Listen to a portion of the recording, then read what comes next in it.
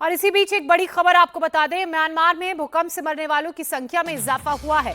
Myanmar में भूकंप से अब तक 694 लोगों की मौत हो गई है। म्यांमार में भूकंप से 1670 लोग घायल बताए जा रहे हैं और जो भूकंप का एपिसेंटर था वो भी म्यांमार में ही था, जमीन से 10 किलोमीटर नीचे। और यही कारण है कि यहाँ पर ज्यादा इंपैक्ट और ज्यादा तबाही का मंजर देखने को मिला। इस वक्त रेस्क्यू के ऑपरेशन को अंजाम दिया जा रहा है। जो भी घर इमारतें ढही हैं उनको क्लियर करके मलबा हटा के फंसे हुए लोगों को निकालने की कोशिश लगातार म्यांमार और बैंकॉक थाईलैंड में की जा रही है। ये तस्वीरें उस वक्त की आप देख रहे हैं जब भूकंप के झटके महसूस किए गए और ये देखिए किस तरह से पूरा घर हिलने लगा।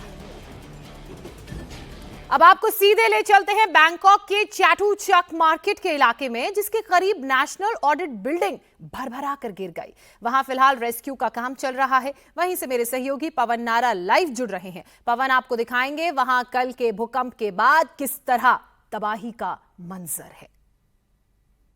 थाईलैंड और म्यांमार में जिस तरीके से भूकंप आया उसने सबको दहला दिया और इस वक्त हम स्टेट ऑडिट बिल्डिंग के सामने खड़े हैं, जिसके भरभराकर गिरती हुई तस्वीरें आपने देखी। 7.7 रिक्टर स्केल पर पैमाना था और उसका इम्पैक्ट इतना ज्यादा था कि इस वक्त जहां हम खड़े हैं वहां अभी भी रेस्क्यू ऑपरेशन चल रहा है।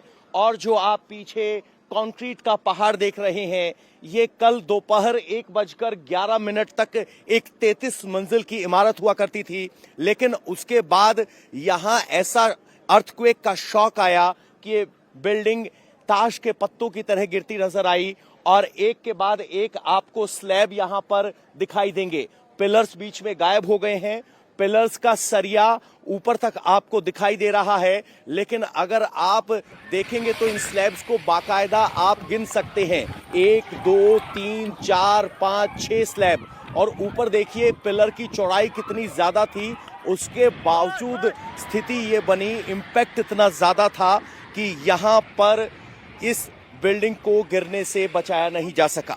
सबसे बड़ी बात यह कि जब ये बिल्डिंग गिरी उस वक्त 400 लोग यहां काम कर रहे थे। बहुत से लोग भागने में कामयाब रहे। 100 से ज्यादा लोग ट्रैप्ड बताए गए, जिनमें से 9 लोगों की मौत की पुष्टि यहां पर हो चुकी है, 7 घायल हैं और 80 लोगों को ढूंढने का काम जारी है।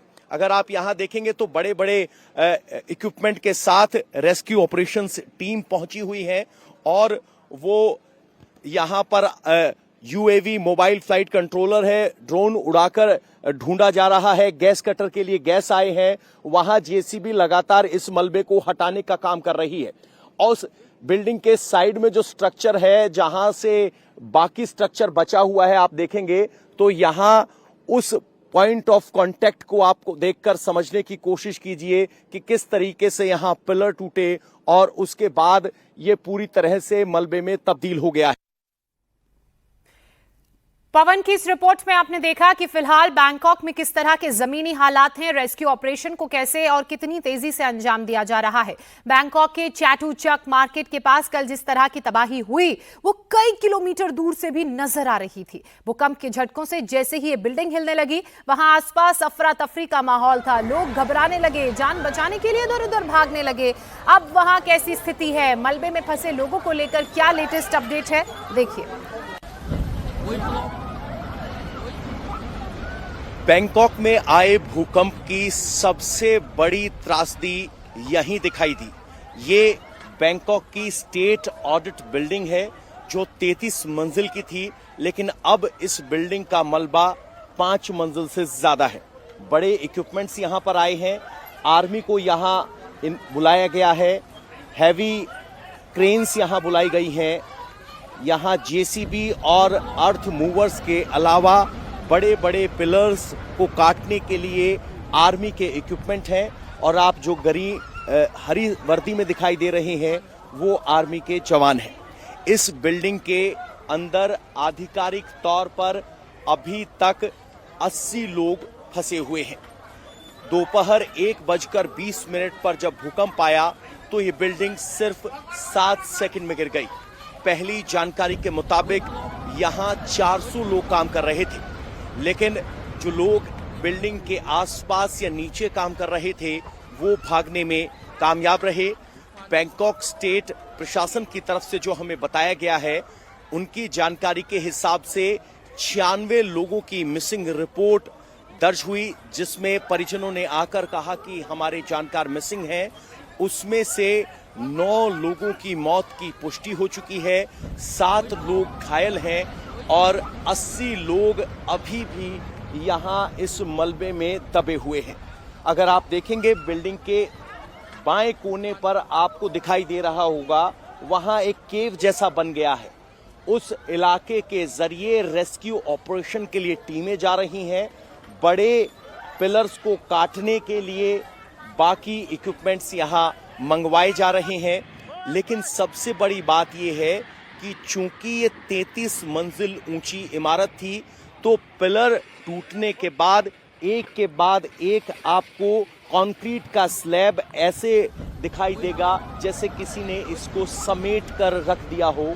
ऐसे में 80 लोगों के परिजनों की सांसें अटकी हुई हैं और वो उम्मीद कर रहे हैं कि उनके चाहने वाले इस मलबे से जिंदा निकल सकें।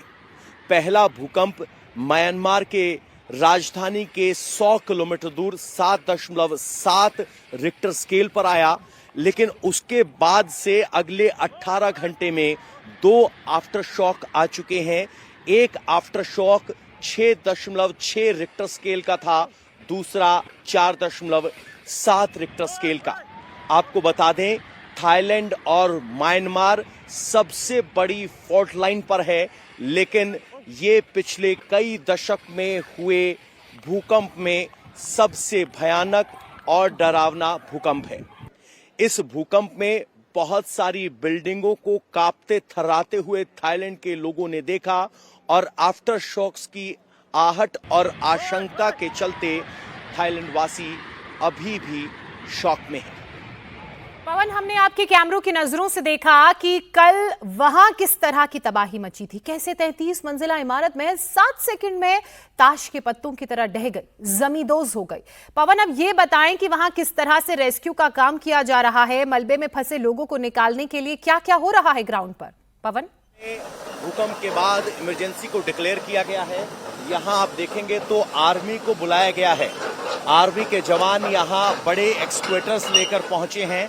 ये वो कटिंग आर्म है जो बड़े बड़े पिलर्स को बड़ी आसानी के साथ काट सकती है, और अब ये बड़े इक्विपमेंट यहाँ पहुंचे हैं।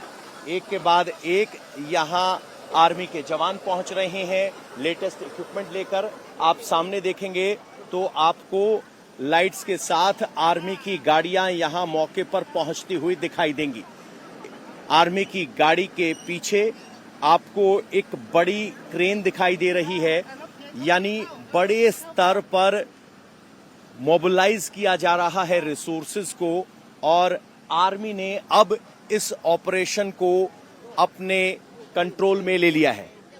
तो वो बड़ी क्रेन आई है जिसका काम होगा इन पिलर्स को हटाना।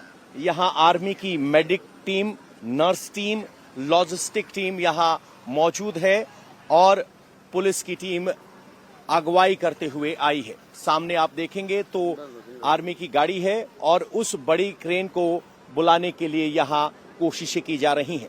एक के बाद एक बड़ी क्रेन यहाँ पहुंची हुई है।